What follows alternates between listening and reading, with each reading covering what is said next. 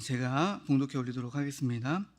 주 여호와 이스라엘의 거룩하신 이가 이같이 말씀하시되 너희가 돌이켜 조용히 있어야 구원을 얻을 것이요 잠잠하고 신뢰하여야 힘을 얻을 것이거늘 너희가 원하지 아니하고 이르기를 아니라 우리가 말 타고 도망하리라 하였으므로 너희가 도망할 것이요 또 이르기를 우리가 빠른 짐승을 타리라 하였으므로 너희를 쫓는 자들이 빠르리니 한 사람이 꾸짖은즉 천 사람이 도망하겠고 다섯이 꾸짖은즉 너희가 다 도망하고 너희 남은 자는 겨우 산꼭대기에 깃대 같겠고 산마루 위에 기치 같으리라 하셨느니라. 그러나 여호와께서 기다리시나니 이는 너희에게 은혜를 베풀려 하심이요 일어나시리니 이는 너희를 긍휼히 여기려 하심이라. 대저 여호와는 정의의 하나님이시라. 그를 기다리는 자마다 복이 있도다. 시온에 거주하며 예루살렘에 거주하는 백성아 너는 다시 통곡하지 아니할 것이라. 그가 내 부르짖는 소리로 말미암아 내게 은혜를 베푸시되 그가 들으실 때에 내가 응답하시리라.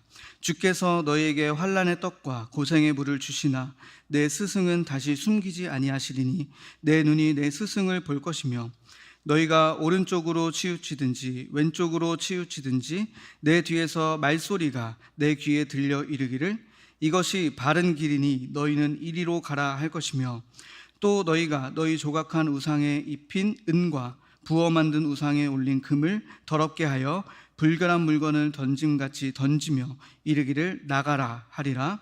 내가 땅에 뿌린 종자에 주께서 비를 주사 땅이 먹을 것을 내며 곡식이 풍성하고 기름지게 하실 것이며 그날에 내 가축이 광활한 목장에서 먹을 것이요 밭가는 소와 어린 나귀도 키와 새스랑으로 까부르고 맛있게 한 먹이를 먹을 것이며 크게 살육하는 날 망대가 무너질 때에 고산마다 줄령마다 그 위에 개울과 시냇물이 흐를 것이며 우리 26절을 다 함께 하겠습니다. 여호와께서 자기 백성의 상처를 싸매시며 그들의 맞은 자리를 고치시는 날에는 달빛은 햇빛 같겠고 햇빛은 7배가 되어 7날의 빛과 같으리라. 아멘. 오늘 말씀의 제목이 오늘 본문에 있는 18절 말씀에 근거하여서 하나님을 기다리는 자마다 복이 있도다라는 제목입니다. 저는 이 말씀을 묵상하면서 이런 것이 이제 먼저 여러분들이 이 하나님을 기다리는 것이 무엇이는 건지 그리고 하나님을 기다리는 자에게 어떤 복이 있는 건지를 먼저 우리가 생각을 하고 들어가야 합니다. 그런데 이것을 생각할 때 저는 우리의 삶을 돌아볼 때 인생에 되어지는 인생이 있고 아무리 발버둥 치고 노력해도 되지 않는 인생이 있더라고요. 정말 그 인생의 그 경험을 할 때에 마음이 공고하고 또 여러 가지로 피곤하고 힘들고 또 막 정말 수고하고 그 애씀이 날로 그렇게 늘어가는데 결과적으로 되어지는 것은 없고 어떤 하나님은 살아계신 것 같지 않고 하나님은 너무 잠잠히 계신 것 같고 이제 이런 인생의 그 길 가운데 있었던 경험들이 많이 있습니다. 그런데 우리가 여기에서 중요한 그것은 왜 되어지지 않는가라는 그 원인을 오늘 이사야 30장에서 찾아야 할 줄로 믿습니다. 그것은 우리가 여러분들이 참 많은 열심을 다하여 인생을 살아가시잖아요. 그런데 중요한 게 있습니다. 오늘 이사야 30장에서는 그것의 원인, 우리가 되어지지 않는, 정말 열심히 해도 안 되고 정말 뭔가 노력해도 다 새어나가고 이룬 것이 없고 자녀를 그렇게 열심으로 섬기고 봉사했는데 자녀가 되어지지 않는 모습들, 가정을 평안하게 하고 싶은데 그래서 나름대로 열심히 노력했는데 되어지지 않는 것, 이 부분들을 우리가 좀 묵상할 때 오늘 본문에서는 이것이 이스라엘에게 있었던 그 원인 중 하나가 바로 애굽과 맺은 언약입니다. 애굽이란 것은 무엇이냐면 애굽은 이스라엘 백성들이 종살이를 하던 나라가 바로 애굽이었습니다. 근데 이 애굽에서 지도자가 모세가 일어나서 출애굽을 시켰습니다. 그런데 이 이스라엘에게 이 400년 동안의 그 노예 생활이 너무 길어서 그들에게 이런 이 체질이 이렇게 영적으로 안 좋게 너무나 깊이 자리 잡고 있는 거예요. 그래서 오늘 본문에서도 뭐라고 하시냐면은 1절에 보시면은 30장 1절에 보면 이런 말씀이 있습니다. 여호와께서 이르시되 패역한 자식들은 화 있을진저 그들이 계교를 베푸나 나로 말미암지 아니하며 맹약을 맺으나 나의 영으로 말미암지 아니하고 죄의 죄를 더하도다. 이스라엘 백성들, 하나님을 의지하고 하나님을 따르고 하나님과 함께 해야 할 그 백성이, 하나님과 언약을 맺은 그 하나님의 자녀의 백성이 지금 그 하나님을 따르지 않고 누구와 그 맹약을 했다고 합니까? 애굽과 맹약을 했다 그럽니다. 이 애굽은 그래서 이스라엘 백성들에게 있어서 하나님을 의지하지 않고 다른 것을 의지하는 이것이 바로 애굽의 존재입니다. 우리 안으로 들어오면 우리가 하나님의 언약의 백성인데 왜 우리 인생이 이렇게 번민이 있고 잘 되어지지 않을까? 열심히 노력해도 되어지지 않을까? 그 원인은 우리 안에 애굽의 영이 있기 때문이에요. 이것은 어떤 말이냐면 우리는 영적으로 하나님과 교통하고 하나님과 한 몸 되어서 하나 되어서 교제하고 하나님의 자녀의 관계로서 나아가야 하는데 우리가 자꾸만 다른 것들을, 하나님이 아닌 다른 것들과 의지하고 맹약을 맺고 그것을 붙잡고 그것을 힘을 삼고 우리가 살아가는 그 영적인 근본이 있습니다, 우리에게. 그래서 이 근본, 영적이 안 좋은 이 근본의 체질을 우리가 오늘 본문의 말씀을 통해서 우리를 보고 바꿔야 되는 그 역사가 있어야 되겠습니다. 그래서 이 7절, 오늘 읽지는 않았지만 그 30장 7절에 보면은 이렇게 말씀합니다. 애굽의 도움은 헛되고 무익하니라. 그러므로 내가 애굽을 가만히 앉은 라합이라 일컬었느니라. 이렇게 말씀하십니다. 애굽의 도움은 헛되고 무익하다라고 이제 하나님께서 선지자를 통해서 말씀을 하십니다.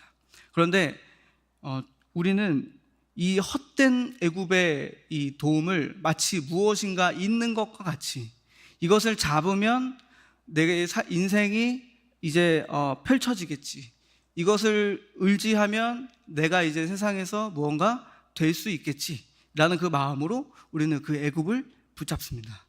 그런데 여기서 7절에서 정말 재미있는 표현 중에 하나가 말미에 내가 애굽을 가만히 앉은 라합이라 일컬었느니라 그렇게 말씀합니다. 라합은 누구죠? 기생 라합은 여호수아의 정탐꾼들을 도와서 그들이 이제 들키면은 죽임을 당할 처지였는데 이 여호수아의 정탐꾼들을 도와서 숨겨주고 창에 빨간 붉은 그 창으로 이제 도망가게 해서 그 하나님의 그 일들을 도왔던 바로 그가 라합입니다. 근데 여기서 가만히 앉은 라합, 애굽이 바로 가만히 앉은 라합이라고 표현을 딱 합니다. 그리고 이제 좀 묵상하다가 마치 애굽이 그런 것 같은 거예요. 이게 이런 거 아닐까 이제 묵상을 해봤어요. 하나님의 역사라고, 이것이 여기에 하나님의 뜻이 있다고 나는 그것을 잡았는데 일을 하지 않네. 가만히 앉아버리네. 그냥 아무것도, 결국엔 헛되고 무익한, 나에게 아무런 유익과 도움이 되지 않는 그것이 바로 애굽에서 우리 안에 있는 그 애굽이 무엇일까요? 정말 무익한데, 헛된데, 하나님이 진정한 우리의 주인이시고 하나님이 진정한 창조자이심으로 우리를 이끌어 가시는 그 창조의 하나님이신데 그 창조의 하나님을 배제하고 잡을 만큼의 헛된 애굽이 무엇인가? 오늘 이것이 우리가 한번 본문을 들어가기에 앞서서 점검해야 할 배경입니다. 그래서 되어지지 않는 인생과 되어질 인생 가운데서 이 되어지지 않는 인생은 우리 안에 이 애굽의 영이 우리를 계속해서 발목을 잡고 무너뜨리고 자꾸 헛된 것인데 그 헛된 것을 향하여 그것을 하나님이 아닌 그것을 붙잡고 이것이 나의 힘이요, 이것이 나의 의지요 하면서 살아가는 그 인생, 그리고 그것을 사모하는 그 마음. 그렇기 때문에 열심히 노력을 해도 이 영적 근본이 바뀌지 않는 이상은 우리 인생이 하나님의 그 죄의 막힌 담으로 인해서 하나님의 응답과 은혜를 받을 수 없는 영적 상태가 되었다라는 것입니다. 근데 여기서 중요한 게 있습니다. 이제 오늘 본문을 보시면은 하나님께서 말씀하시기를 그래서 애굽을 의지하지 말아라. 그래서 오늘 15절에 말씀하시죠. 하나님을 잠잠히 하나님을 조용히 있어라. 돌이켜서 조용히 있어야 너희가 구원을 얻을 것이다. 그리고 하나님을 잠잠하고 신뢰하여야 그것이 정말 하나님이 너에게 힘을 얻을 것이다. 힘이 될 것이다. 이렇게 말씀을 하십니다. 그런데 애굽을 붙잡은 사람의 그 상태는 무엇이냐면 오늘 16절이에요. 우리가 이르기를 아니라 하는 거예요. 하나님을 조용히 해야 구원을 얻고 잠잠히 하나님을 신뢰해야 힘을 얻을 것인데 우리는 이렇게 말하는 거죠. 아니라 내가 빨리 말을 타고 가야겠노라. 그리고 뭔가 빠른 것을 타야 내가 이제 성공하겠노라. 이렇게 하는 어떤 우리의 인생의 모습, 이것이 바로 애굽을 붙잡은 사람의 모습이에요. 그래서 하나님은 계속해서 너가 할 것을 그쳐. 너가 하지 말고 내가 하도록 잠잠해. 나를 신뢰해. 그래야 너가 힘을 얻고 나아갈 것이야. 이렇게 말씀하시는데 오늘 우리는 하나님 아니에요.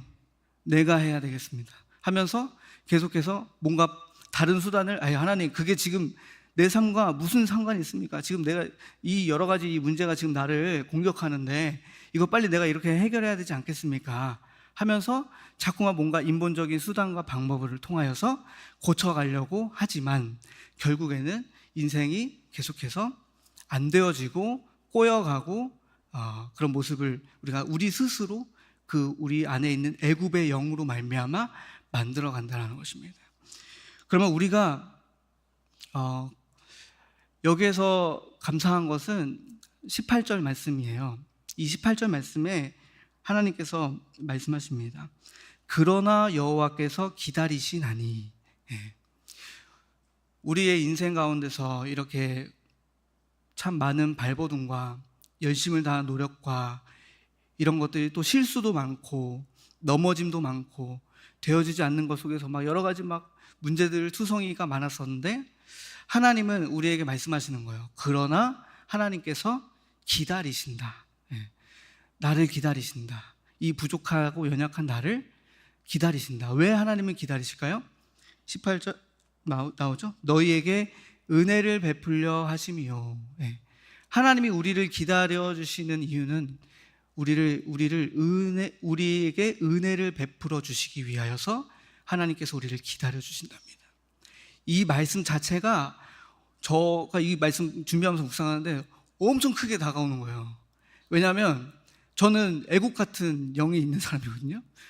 나는 하나님 가만히 있으세요. 제가 뭔가 해봐야 될 것 같아요. 빠르게 가봐야 될 것 같아요. 돈이 없어. 돈 벌러 나가야 돼.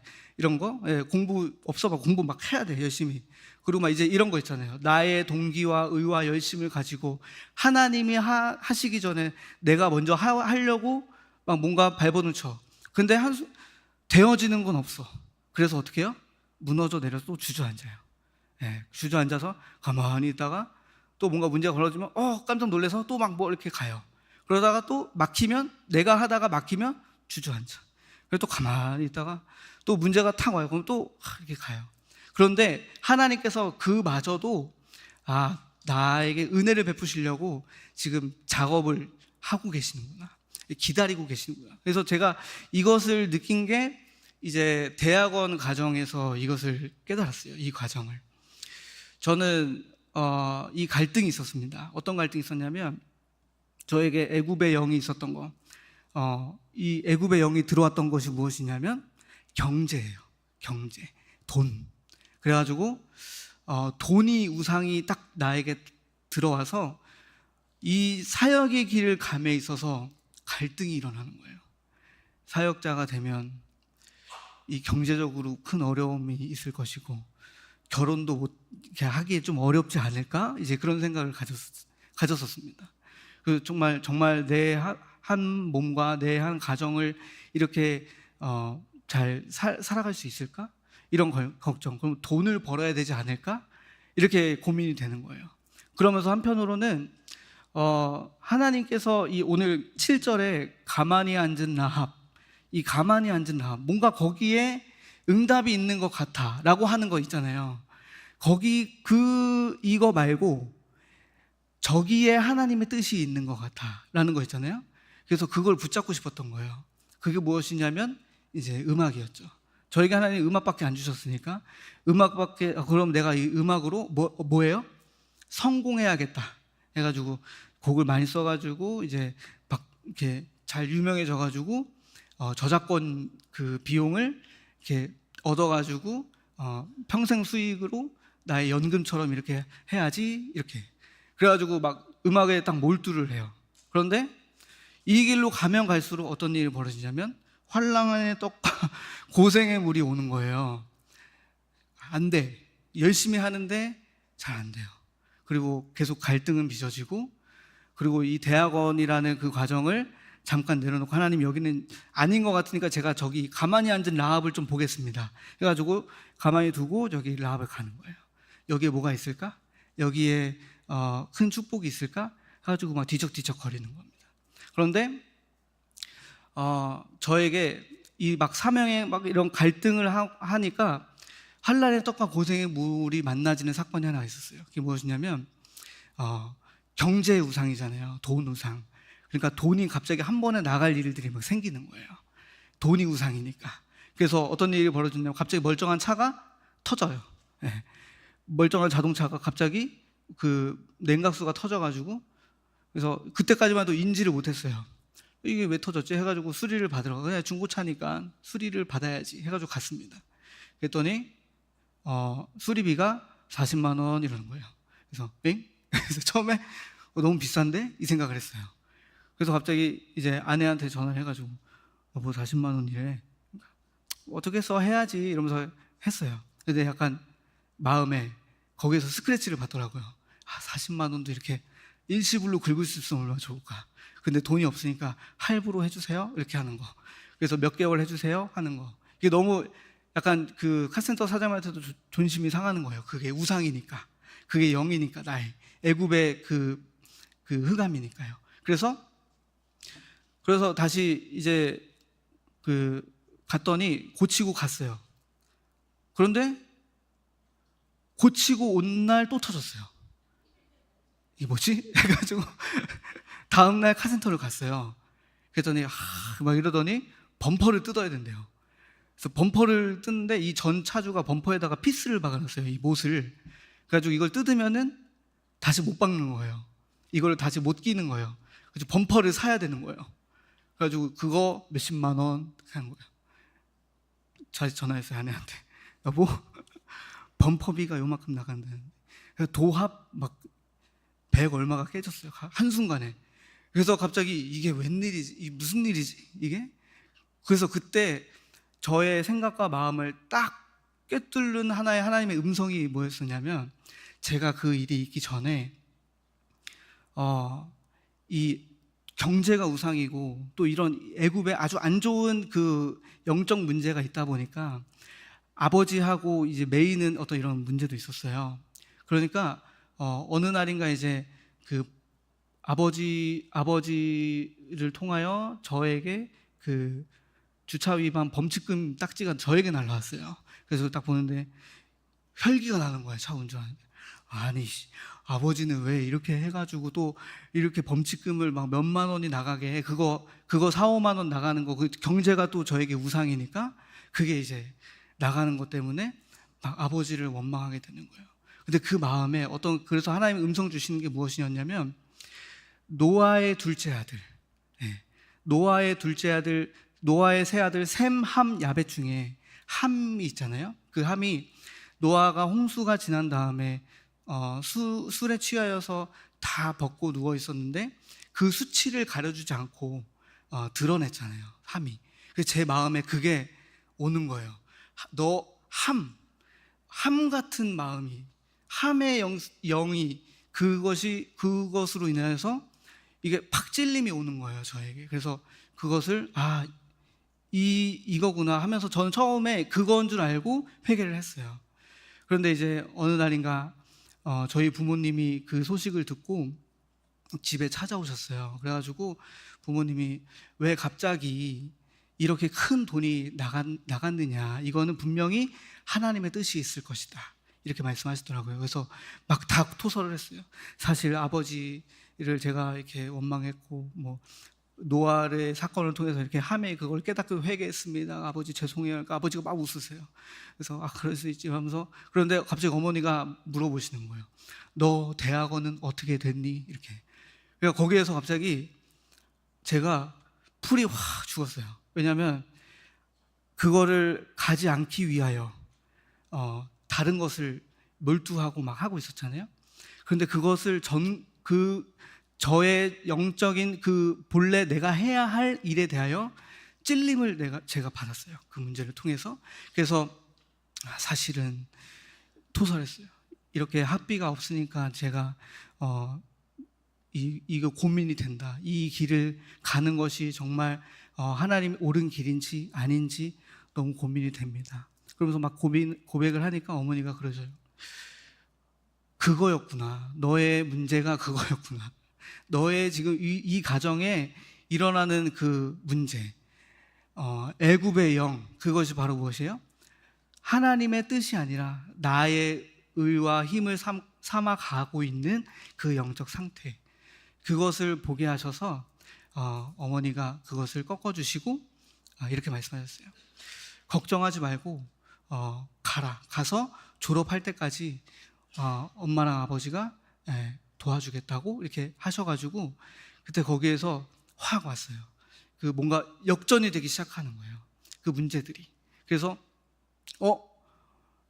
이게 바뀌네, 문제가 뒤바뀌는 역사가 일어나네 하면서, 또 그러면 차는 지금 어떻게 된 상태냐. 그러니까 차가 지금 이러한 상태고 사실 더 끌기에는 위험한 상태입니다. 그러니까 어머니가 그러면 너가 내 차를 타라, 그렇게 하셔가지고 그 차를 팔고 저희가 그 수리비로 나갔던 그 몇백만 원이 그 차 판값으로 이렇게 해가지고 영원이 됐어요.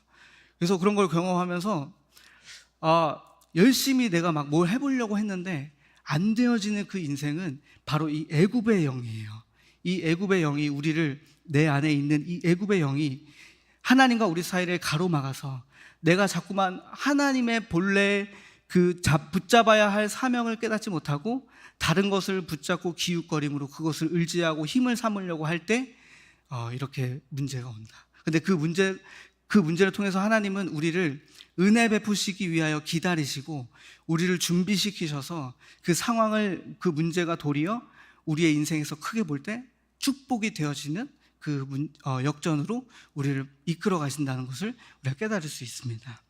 그래서 저는 오늘 저와 여러분들이 우리의 삶의 모습 속에 내 안에 있는 애굽의 영, 하나님이 주인 되심이 아닌 다른 것을 주인 삼고 나아가서 정말 가고 있는 이 영적 문제들을 오늘 이 시간 다 토설하고 하나님 앞에 치유받는 그런 귀한 시간 되기를 소망합니다. 하나님은 우리를 기다리시고 우리를 은혜 베푸시기 위하여 기다리신다고 합니다. 그래서 그 하나님을 기다리는 자에게 하나님은 복을 주신다고 합니다. 근데 우리가 하나님을 기다린다고 해서 아무것도 하지 않는 것이 아닙니다. 그리고 도리어 하나님은 우리가 하나님을 기다려야 하는 그 과정 가운데서 우리를 준비시키는 과정을 겪게 하세요. 아무것도 안 하는 게 아니라 우리를 은혜를 받고 복을 받을 수 있는 그런 영적인 상태로 하나님이 우리를 준비시켜 가시는 그 과정이 반드시 있다는 겁니다. 그래서 그 과정이 바로 무엇이냐면, 하나님은 19절에 우리를 부르짖게 하시는, 하나님이 우리를 기도하게 하시는 준비를 하게 하십니다. 기도로 준비하게 하시는 거예요. 우리가 하나님을 기다릴 때 하나님이 우리에게 복을 주시는데 그냥 복을 주시는 게 아니라 그 과정에서 우리를 만드시고 준비시키고 복을 받을 만한 사람으로 되어질 인생으로 우리를 만들어 가신다라는 것을 경험합니다. 근데 바로 그 만들어 가심의 첫 번째가 우리를 바로 기도하게 하신다는 거예요. 그래서 19절에 시온에 거주하며 예루살렘에 거주하는 백성아, 너는 다시 통곡하지 아니할 것이라. 그가 내 부르짖는 소리로 말미암아 내게 은혜를 베푸시되 그가 들으실 때 내게 응답하시리라.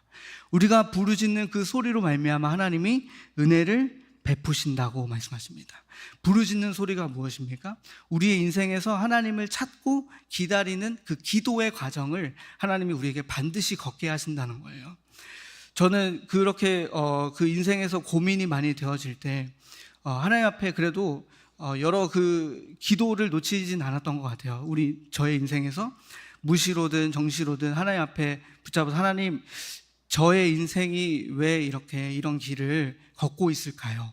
하나님께 묻고 하나님 알려달라고, 이 길에 대한, 이 도대체 제가 사명의 길을 정확하게 가야 한다면 이것에 대한 또 응답도 주시고, 정말 내가 어디로 가야 할지 모르겠습니다 라고 하는 그 기도의 과정을 거칠 때, 그 기도하는 그 자체가 하나님이 우리를 준비시키는, 기다리시는 과정이라는 것입니다. 그래서 여러분들의 인생에서도 여러 가지 그 문제가 올 때 그것은 하나님이 여러분들을 기도하게 하셔서 준비시키시는 겁니다. 은혜를 베푸실 때 은혜 받을 준비. 그래서 기도할 때 우리가 내 힘으로 한 것이 아니라 기도했더니 하나님이 응답을 주셨구나라고 고백할 수 있잖아요. 그 신앙의 고백의 토양을 하나님이 우리를 준비시키는 과정이에요. 그래서 그 자체가 너무 기뻐하셔야 되고 하나님을 즐거워하셔야 됩니다. 기다리시면서 기도하시는 그 과정을 겪으셔야 됩니다. 그 다음은 무엇이냐면, 두 번째, 하나님은 우리를 준비시킬 때 고난을 주십니다. 그래서 20절에 주께서 너희에게 환난의 떡과 고생의 물을 주시나 내 스승은 다시 숨기지 아니하시리니 내 눈이 내 스승을 볼 것이며. 환난의 떡과 고생의 물, 이 문제, 어떤 고난, 어려움, 광야와 같은 인생길을 통해서 하나님께서 우리에게 준비를 시키시는 거예요. 근데 이 고난과 문제를 통해서 하나님이 우리를 무엇을 준비시킬까 할 때 저는 이 신명기 8장 말씀이 생각납니다. 신명기 8장. 우리 같이 한번 찾아보면 좋을 것 같습니다. 신명기 8장 2절에서 3절입니다.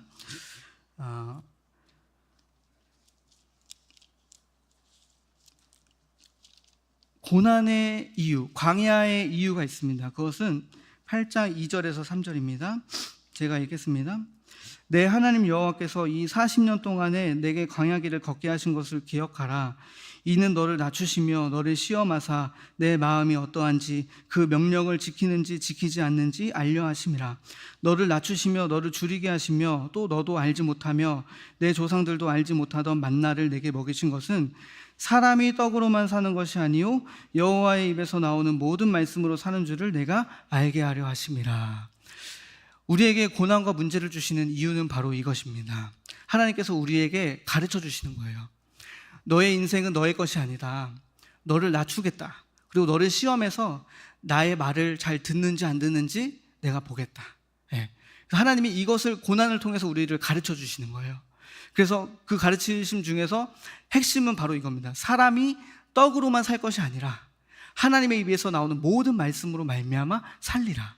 저는 이것이 바로 무엇이냐면 하나님을 향한 사명의 회복이에요. 사명의 회복. 우리의 인생은 떡으로만 살 것 같은 그 떡을 의지하는, 이 떡을 위하여서 뭔가 나의 줄임배를 채우고 물질의 풍요를 구하고, 이게 나쁘다는 것이 아닙니다. 그리고 어떤 명예를 구하고 이런 인생, 이렇게만 구하는 인생에서, 이것의 인생에서 돌이키셔서 사람이 하나님의 입에서 나오는 모든 말씀으로 말미암아 살리라 함과 같으니라. 그것은 곧 하나님의 말씀을 의지하는 삶, 하나님의 말씀을 따라가는 삶, 곧 사명을 회복한 인생을 하나님이 가르쳐 주시기 위해서 우리에게 고난과 어려움을 주신다는 겁니다. 저에게 대학원 졸업의 여정까지 참 3년제였는데 4년인가 5년을 다녔습니다. 3년제인데 4년 5년. 그것은 어떤 의미일까요? 내가 해보려고 했으나 되어지지 않는 인생의 결과였어요. 그래서 근데 그 어머니하고 부모님하고의 그 만남을 통해서, 그리고 저에게 나타났던 많은 그 환난의 떡과 고생의 물의 그 사건을 통해서 그때 회개함으로 제가 그것을 순종했어요. 하나님, 이제 앞으로 뒤도 안 돌아보고 가겠습니다. 저에게는 이제 이 길밖에 없어요. 해서 확정을 딱 지었습니다. 확정을 그때 짓고 나아갔는데 정말 놀라워요. 1년이라는 기간 동안에 하나님께서 저를 가르쳐 주셨어요. 제가 얼마나 교만했던지, 학교를 가고 싶으면 가고 안 가고 싶으면 안 가고, 시험을 보고 싶으면 보고 안 보고 싶으면 안 보고, 이런 인생이었습니다. 제 안에 너무나 그 애굽이 강했었어요. 그런데 그렇게 문제를 통해서 사명을 회복하니까, 확정을 하니까 인생이 바뀌었어요. 일단 간다. 힘들고 어려워도 하나님을 사명 붙들고 간다 해가지고 열심히 갔습니다. 그랬더니 정말 그 2학기 동안에 학비도 밀리지 않고 우리 부모님을 통해서 또 이렇게 채워주셔서 참 은혜로 잘 다니면서 또 그 안에서 많은 또 은혜를 경험하고, 그래서 참 빠르게 졸업할 수 있는 거를 그 과정을 통해서 막 뺑뺑 돌고 어렵고 되어지지 않는 것을 경험을 했습니다. 근데 결국에는 하나님께서 그 문제를 통해서 이렇게 저에게 사람이 이런 어떤 떡으로만 사는 것이 아니구나. 우리의 인생은 하나님을 향한 사명의 인생을 회복했을 때 정말 진정한 행복한 인생으로 나아갈 수 있구나. 이것을 하나님이 깨닫게 해주셨어요. 그래서 그때 확정 짓고 가니까 너무나 평안하게 대학원 졸업하고, 그리고 또 강도사 고시를 준비할 때도 이렇게 쑥쑥쑥쑥 평탄하게 잘 가게 되어지는 역사를 보게 됩니다. 그래서 우리가 깨닫지 못하기 때문에 하나님이 이것을 바꾸기 위해서 하나님은 우리를 준비시키십니다. 고생을 통해서. 고생 좀 해봐야겠다. 좀 고난 좀 만나봐야겠다. 그리고 너가 사랑하는 그것 때문에 고난을 좀 만나봐야겠다. 돈을 사랑하니까 돈 때문에 한번 고생을 해봐야겠다. 이런 거 있잖아요. 그래서 우리도 마찬가지로 자녀가 너무 우상이 되면 자녀 때문에 환난의 것과 고생의 물을 마시게 되는 일이 벌어지면서 결국엔 하나님이 그것을 바꾸십니다. 나의 손을 떠나 하나님이 하실 수 있도록 나의 그 마음을, 영적인 상태를 하나님이 바꾸시더라라는 거예요. 이 고난은 그것을 배우는 과정입니다. 광야의 길은 그래서 하나님이 우리에게 나를 지혜라. 내가 일할 수 있는 길을, 내가 너의 삶을 지도할, 인도할 그 자리를 마련해라. 이거 하나님이 그렇게 우리에게 말씀을 하시는 것입니다. 그래서 여러분, 내가 원하는 길을 고집하면 이 고집 때문에 깨어지는 일을 만나는데, 빠르게 이것을 회개하고 하나님의 뜻을 찾으면 형통함, 그 길이 우리에게 생기게도 됩니다. 그런데 문제는 그 환난의 떡과 고생의 물도 결국에는 하나님이 우리를 은혜 베푸시기 위한 준비를 우리에게 시켜주신다라는 거예요. 이것이 은혜입니다. 만약에 고생으로만 끝난다면 우리 인생이 얼마나 힘들겠습니까? 그런데 하나님은 그것을 바꾸어서, 나를 바꿔서 하나님의 은혜를 체험케 하시는, 그 문제가 축복이 되게 하는 그 역사를 우리가 경험하게 되는 것입니다. 그래서 우리의 그릇을 바꾸십니다. 그래서 이 가운데서, 광야 가운데서 정말 중요한 핵심은 이런 고생, 하나의 떡과 고생의 물을 통해서 우리 안에 있는 이 애굽의 영을 나가게 하시는 거예요. 오늘 그 본문에 30장에 이런 말씀이 있습니다. 21절, 22절에 보시면은, 이사야 30장 21절, 22절에 보면, 너희가 오른쪽으로 치우치든지 왼쪽으로 치우치든지 내 뒤에서 말소리가 내 귀에 들려 이르기를 이것이 바른 길이니 너희는 이리로 가라 하면서 하나님의 음성을 이 고난 가운데 들려주십니다. 그래서 이 바른 길로 우리가 음성을 듣고 순종할 때 어떤 일이 벌어지냐면 22절, 또 너희가 너희 조각한 우상에 입힌 은과 부어 만든 우상에 올린 금을 더럽게 하며 불결한 물건을 던짐같이 던지며 이르기를 나가라 하리라. 우리 안에 있는 그 애굽의 영, 하나님의 음성을 듣고 순종하며 나아가는 그 인생 가운데서 이렇게 발견되는 거예요. 우리 안에 불결한 것들이. 하나님을 따랐더니 하나님은 빛이시잖아요. 그럼 빛을 따라가면 어둠이 짙게 우리에게 드러납니다.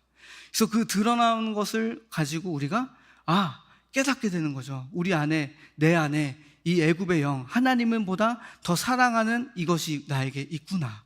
그래서 이것을 불결하게 여겨 나가라 라고 하는 그 역사, 흑암이 꺾어지고 나가게 되는 그 역사. 그래서 우리는 우리의 존재는 하나님이 이처럼 사랑하고 은혜 베푸시기를 원하시는 그 존재인데, 이 애굽의 영으로 인하여서 다 막혀서 이 하나님의 은혜와 사랑을 체험하지 못하는 이 죄의 막힌담 때문에 우리가 이렇게 인생에 열심히 노력하나 되어지지 않고, 열심히 뭔가를 해보나 막힌, 하나님을 체험하지, 음성을 듣지 못하고 되어지지 않는 그 인생 가운데서 허덕이면서 나아가는 겁니다. 그래서 이것을 우리가 하나님을 붙잡고 가면서 나가라라고 우리의 그 영적 상태를 보면서 우리가 이것을 싸워야 합니다. 내가 아니라 내 안에 있는 이 애굽의 영, 이 흑암의 세력, 이것을 몰아내야, 이 하나님의 예수 그리스도의 그 권세를 우리에게 주셨잖아요. 그것을 가지고 우리가 우리 안에 있는 흑암과 계속 싸우면서 하나님이 은혜 베푸실 때 은혜를 받을 수 있는 그 영적 상태, 복을 베푸실 때 정말 그 하나님이 우리가 정말 하나님이 우리를 기다리시고 계시는, 우리가 은혜 받을 만한 사람이 되도록 준비하고 계시는 그 기다림 가운데서 우리는 계속해서 하나님을 찾고 기다리면서 이것을 발견하면서 계속해서 우리 안에 있는 흑암을 꺾고 내쫓고 하는 역사가 우리에게 있어야 할 줄로 믿습니다. 그래서 이것이 꺾어질 때 바로 되어지는 역사가 일어나게 됩니다. 그래서 오늘 23절에 이것이 바로 되어지는 역사입니다. 내가 땅에 뿌린 종자에 주께서 비를 주사. 우리가 땅에 종자를 뿌렸어요. 뭔가 열심을 다해서 생업을 하고 심고 나아가는 거예요. 그런데 그 종자에 주께서 이제 역사하시는 거예요. 주께서 그래, 너가 한 그 모든 것에 내가 비를 주셔서 땅이 먹을 것을 내고 곡식이 풍성하고 기름지게 하시며 그날에 가축이 광활한 목장에서 먹을 것이요 하면서 하나님께서 이제 우리 인생에서 하나님의 그 응답의 역사를 우리에게 베푸시는 겁니다. 그래서 그 가운데서 이제 내가 그동안의 고생과 환난의 떡과 고생의 물을 먹었던 그 과정에서 많이 손해봤던 그것을 하나님께서 23절 26절 여호와께서 자기 백성의 상처를 싸매시고 그들의 맞은 자리를 고치시는 날에는 이제 달빛은 햇빛 같겠고 이 햇빛은 7배가 되어 7날의 빛과 같으리라. 하나님께서 이렇게 큰 7배 완전한 그 역사로 우리에게 이 문제가 더 이상 손해가 아닌 더 큰 축복으로 우리에게 부어주시는 그 은혜를 경험하게 되는 것입니다. 그래서 우리 안에 있는 애굽의 영을 내쫓는 작업이 굉장히 중요한 거예요. 이것을 발견하고 이게 내가 아니에요. 이것은 영이에요. 흑암의 세력이에요. 나를 망하게 하는 그 흑암의 세력. 이것을 자꾸만 우리는 나라고 끌어안고 연민하고 불쌍히 여기고 적과의 동침을 하고 있잖아요. 근데 그것이 아니라 이것이 분리를 하고 여기서 하나님께서 불결한 사랑하고 내가 좋아했던 그것이 이제 더 이상 하나님의 빛을 받으니까 불결하게 되는 거예요. 이게 이제 분리가 되는 것이죠. 영안이 열리는 거예요. 그래서 이 불결한 것을 내가 나가라 선포하면서 내 안에 흑암을 몰아내는 이 작업, 이것을 할 때 되어질 역사가 우리에게 주어지는 것입니다. 이것을 반드시 여러분들이 기억하셨으면 좋겠습니다. 그래서 몇 가지 이제 우리 삶에서 하나님께서 우리에게 주시는 그 은혜 가운데서 우리가 기억하실 것이 있어요. 기다림. 하나님이 우리를 기다리게 하시잖아요. 그리고 우리는 하나님을 또 기다려야 되잖아요. 근데 그 기다림 가운데 아무것도 안 하고 이렇게 가만히 있는 게 아니라 하나님이 우리를 준비시킨다고 말씀드렸죠.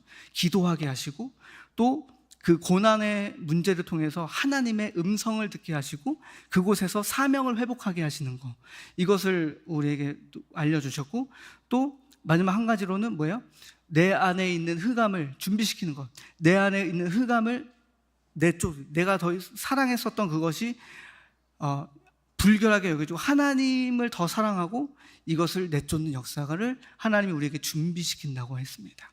그러면 하나님은 이것을 우리가 좀 이렇게 간략하게 이거 하나의 핵심으로 요약하자면 우리의 주인을 나의 주권을 하나님께 드리는 인생이 돼야 되는 거예요. 그것을 기다리는 겁니다. 하나님, 내 주권을 주님께 드립니다. 주님을 기다립니다. 이런 여러 가지 문제 상황이 와도 하나님, 나 굳건히 하나님의 은혜를 기다립니다. 은혜를 구합니다. 하나님, 채워주세요. 은혜를 부어주세요.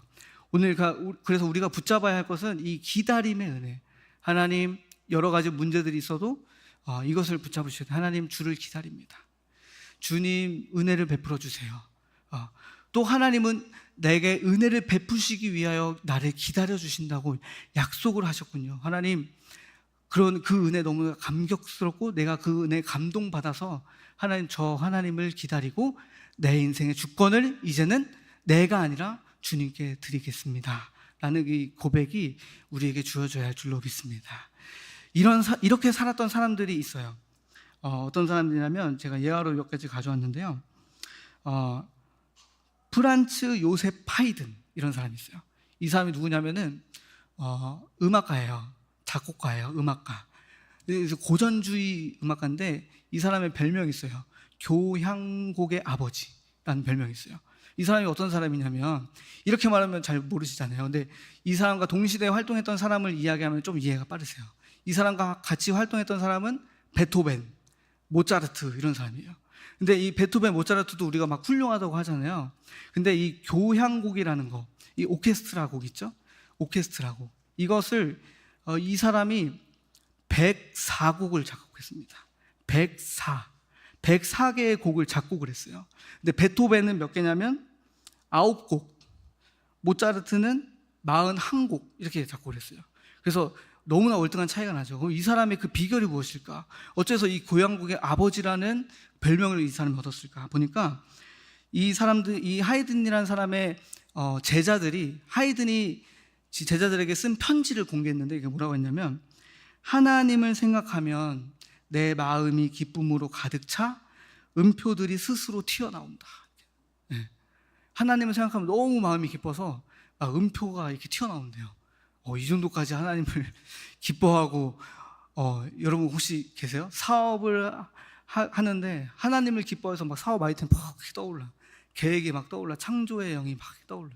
그래서 하나님을 이렇게 해서 기뻐하고 사랑하고 주권을 하나님 앞에 내어드리는 거. 그래서 이 사람이 작곡을 할 때 이렇게 했어요. 이 사람은 정말 오랜 무명 시절을 겪었는데, 그런데 우리가 하나님을 기다린다고 하면 아무것도 안 할 것 같지만 이 사람은 하인처럼 대항을 받았어요. 그러니까 노예처럼. 그래서 무명의 작곡가로 오랜 시간을 지내고, 그리고 막 이렇게 종살이 하던 그런 인생을 겪었는데, 이 사람이 근데 거기에서 굉장히 성실했어요. 항상 맡은 거에 성실하고 작은 일에 충성된 삶을 살고 하면서 하나님을 향한 이 시간을 놓치지 않았어요. 자신을 계속 훈련시키면서 기도하고 말씀하면 하나님의 인도하심을 기다렸는데, 이 사람이 이렇게 고백을 하는 게 있어요. 하이든은 아침에 늘 기도하며 이렇게 말했다. 나는 하나님을 위해 작곡합니다. 그러니 하나님이 기뻐하실 노래를 주실 때까지 기다릴 뿐입니다. 이렇게. 네. 그 인생의 주권이 어디를 향해 있는가, 굉장히 중요한 우리 인생의 결과를 나타냅니다. 하나님을 위한 인생으로 우리의 중심을 바꾸니까 하나님께서 역사를 하세요. 그 사람에게. 이것을 우리가 체험하기를 원합니다. 나에게는 왜 그런 응답이 없을까? 우리의 중심이 무엇인가? 이것을 우리가 돌아볼 필요가 있습니다. 또 한 사람이 있어요. 또 한 사람은 프랭클린 그레이엄. 이 사람은 지금 살아있는 사람인데, 이 사람은 어떤 사람이냐면 빌리 그레이엄 목사님의 첫째 아들이에요.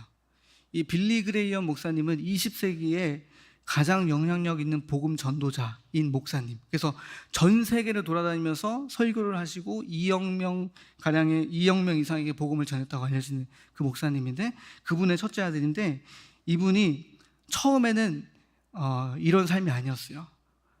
처음에는 그 탕자 같은 삶이었어요. 그래서 목사의 아들임에도 불구하고 전혀 이제 목사의 아들답지 않은 그런 방탕한 삶을 살았다고 합니다. 그래서 가정에서 고등학교 또 술, 담배, 오토바이, 막 음란한 생활, 그리고 막 대학에서 2번 퇴학당하고 막 이제 이런 인생을 살았었는데, 그런 인생을 살면서 이 회심한 이후에 프랭클린이 자기의 인생을 고백할 때 이렇게 고백해요. 나는 하나님을 이용하려고 했지 따르려고 하지 않았습니다. 나의 삶의 주인은 하나님이 아닌 나 자신이었습니다. 이렇게 고백했대요. 어떤 의미인지 아시겠죠? 하나님이 주권인 인생으로 그가 바뀐 거예요. 그럼 주권이지 않은 인생 가운데서 어떤 게 있었냐면, 부모님이 이 프랭클린 이 그레이엄 목사님을 기다리며 기도했습니다. 이 자녀에게 하나님이 역사하실 때까지. 그래서 그렇게 기도했대요. 빌리 그레이엄 목사님 부부는 이 아들의 회심을 강요하지 않고 대신 이 아들을 위해서 끊임없이 기도하고 인내하고 기다렸다고 해요. 그래서 그 어머니가 이렇게 고백했답니다. 나는 아들 프랭클린을 하나님께 맡겼습니다. 내가 바꿀 수 없기에 그분이 하시기를 기다릴 수밖에 없었습니다. 고백했답니다. 자녀를 향한 하나님의 그 역사를 기다리면서 기도하는 그 부모의 마음, 그리고 얼마나 그 아들에게 영적인 것을 심었겠습니까? 근데 우리가 늘 배우잖아요. 기도하는 엄마의 자녀는 망하지 않는다. 그래서 이 목사님에게도 역사가 일어났어요. 성령의 역사가. 두 가지의 이 회심의 역사가 일어나는데, 첫 번째는 그 22세 때 이 프랭클린 목사님이 친구와 함께 여행을 하다가 호텔방에 머물렀는데, 그 호텔방에 자기 아버지가 쓴 책이 있는 거예요. 빌리 그레이엄 목사님 쓴 그 천국과 지옥이라는 책이 놓여 있었대요. 그래서 어느 날 이제 그것을 그냥 쭉 읽으면서 어느 순간 성령이 그에게 말씀하신 거예요. 깨닫게 하신 거예요.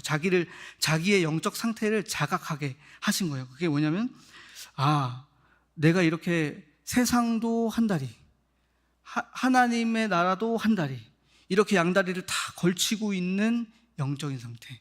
그래서 자신의 그 영적 상태를 먼저 자각하게 하시고, 또 두 번째 역사는 이때의 직접적인 회심의 역사가 일어나는데, 그때는 무엇이냐면, 그와 함께 있었던 친구 밥 피어스라고 하는 그 친구가 이제 어떤 그 나라의 구호 단체를 운영하는 그 친구였대요. 근데 그 친구와 함께 구호 단체에서 사역을 하면서 다녔는데, 그 친구가 프랭클린 목사님에게 딱 한마디 했답니다. 너는 하나님께 완전히 헌신하든지 아니면 지금처럼 타협해서 살든지 선택해. 이렇게 딱 했대요. 근데 그것이 그의 삶에서 성령의 음성이었어요. 그것이. 그래서 그 마음이 딱 들어와서 그 자리에서 무릎 꿇고 회심을 했답니다. 그래서 하나님께로 돌아와서 지금 프랭클린 그레이엄 목사님이 어떤 일을 하시냐면, 미국에서 대통령이 세워지면 기도를 하시는 분이에요. 대표 기도를 하시는. 얼마 전에 트럼프 그 대통령이 세워질 때 대표 기도를 했던 사람이 바로 프랭클린 그레이엄 목사님이에요. 근데 이분이 기도할 때 이렇게 기도를 하셨대요. 이 미국이라는 나라가 하나님이 주인이신 나라는 복이 있습니다. 그런데 이 미국이란 나라가 하나님께 등을 돌리면 잘 될 수 없는 나라라는 것을 우리는 고백합니다. 이렇게 고백하면서 우리도 주님 앞에 잠잠하고자 합니다. 우리의 시선이 오직 하나님께 고정되게 하여 주옵소서. 이렇게 기도했대요. 그러니까 이 프랭클린 목사님의 삶도 볼 때 우리의 삶의 주권이 하나님께 있음을 고백하는 그 주인된 삶으로 변화되었다. 네, 그것이 바로 이 회심의 역사가 이렇게 일어났다. 그래서 우리는 계속해서 이 싸움을 이제 그쳐야 할 줄로 믿습니다. 내가 주인이 아니라 하나님이 나의 주인 되어 주시옵소서. 하나님, 주님을 기다립니다. 주님, 저의 인생 가운데 여러 가지 문제들이 있지만, 그러나 하나님은 내게 은혜 베푸시기 위하여 지금도 역사하시고 준비시키시며 기다리고 계신 하나님을 믿습니다. 그런 하나님을 나는 오늘도 기다립니다. 이렇게 고백할 수 있는 우리 큰나무 교회가 되기를 간절히 소망합니다. 그래서 되어질 수밖에 없는 그 인생으로 하나님이 역사하시는 그 자리를 내어드리는 저와 여러분이 되셔서 많은 하나님의 그 역사를 체험해서 이것이 많은 증언이 되어지고 정말 하나님의 나라가 강건하게 세워지는 역사가 있게 되어지기를 간절히 소망합니다. 기도하겠습니다. 하나님, 감사합니다. 우리의 주권, 이것을 내려놓고 하나님의 주권을 인정하며 하나님이 우리의 주인 되어 주시기를 간절히 소망하오니 오늘도 역사하여 주시옵소서. 하나님의 일을 하는 그 하나님의 역사를 경험하는 그 사람들은 하나님, 정말 주님을 기다리며 그 많은 여러 가지 문제 속에서 자신을 발견하고 자신 안에 있는 이 애굽의 영을 쫓아내고 또 정말 이 이 흑암을 꺾어버리고 나아가는 그 인생을 경험하게 됩니다. 우리의 인생도 이와 같은 인생이 되어져서 우리 안에 있는 애굽의 영을 다 쫓아내고 하나님 우리에게 역사하실 수밖에 없는 그런 그 주권을 내어드리는 우리 인생이 될 수 있도록 함께하여 주시옵소서. 감사드리며 예수 그리스도의 이름으로 기도드립니다. 아멘.